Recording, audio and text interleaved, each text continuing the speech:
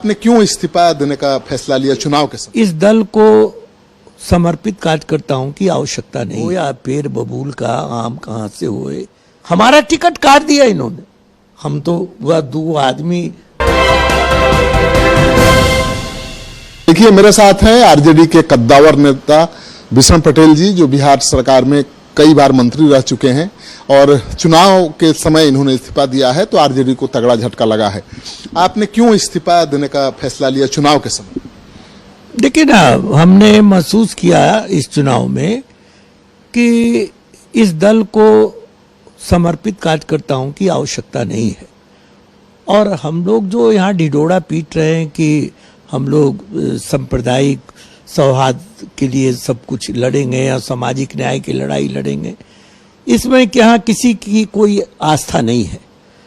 हम बहुत आपको कहें, आप तो खुद पत्रकार हैं, जो भविष्य की रूपरेखा और भविष्य के लिए जो अपना कैबिनेट नीति तेजस्वी तैयार कर रहे हैं, जरा आप टिकट को उलट के आप नजर दौड़ा लीजिए कि किन लोगों के साथ ये भविष्य की योजना बना रहे हैं, किनके हाथों में ये सत्ता सौंपेंगे और क्या इन लोगों से गरीबों का कोई उद्धार होने वाला है? क्या सामाजिक न्याय और धर्मनिरपेक्षता को ताकत मिलेगी? जब आप नजर दौड़ाइएगा तो आप महसूस कीजिएगा इस दल में जो समर्पित कार्यकर्ता है, जो जिनका सब कुछ समर्पित है सामाजिक न्याय और सांप्रदायिक सौहार्द के लिए, वैसे लोगों की इनको आवश्यकता नहीं है।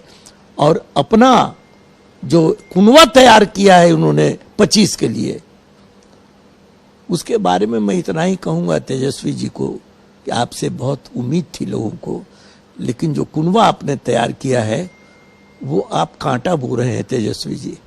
और जो कांटा बोता है, हमारे यहाँ कहावत है, बोया पेड़ बबूल का आम कहाँ से होए।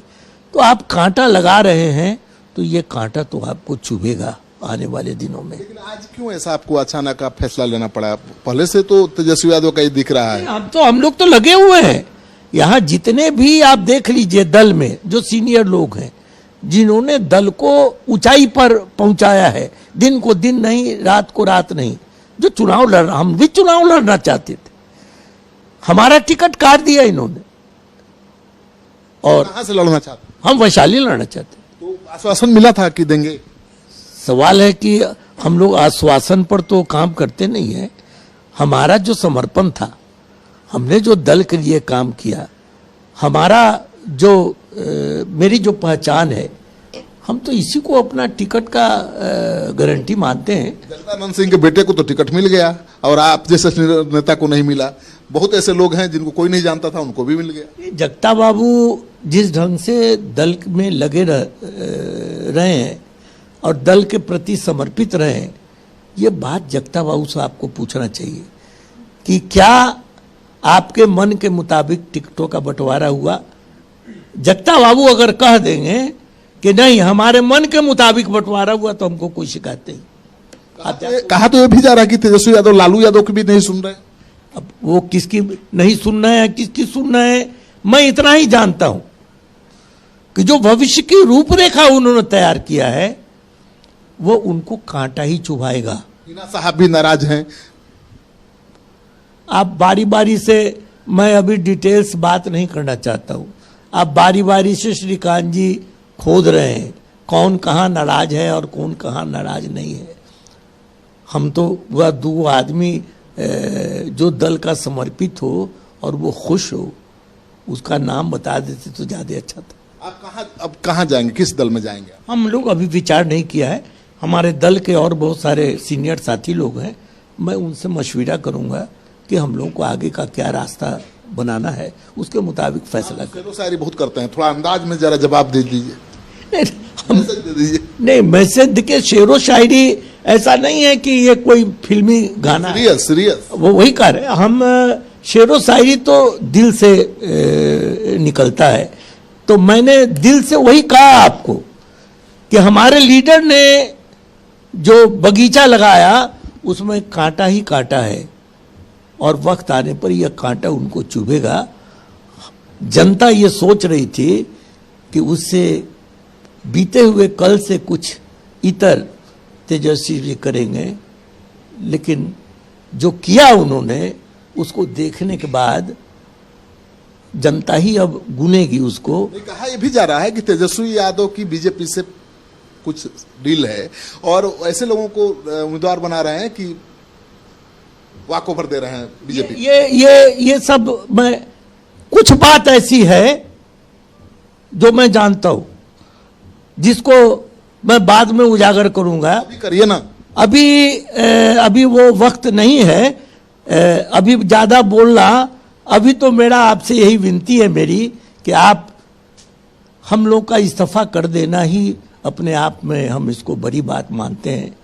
हमारी जो पूंजी है, हम यानी राजनीति में लंबे समय से हम हैं, हम लोगों पर कोई एक कानी उंगली नहीं उठी। अब थोड़ा वक्त का इंतजार कीजिए। सामाजिक न्याय ढकोसला है इनका। बिल्कुल बिल्कुल बिल्कुल बिल्कुल बिल्कुल बिल्कुल। अच्छा, बहुत डिगडिगिया पीटे ही लोग, हम जातीय जनगणना कराए।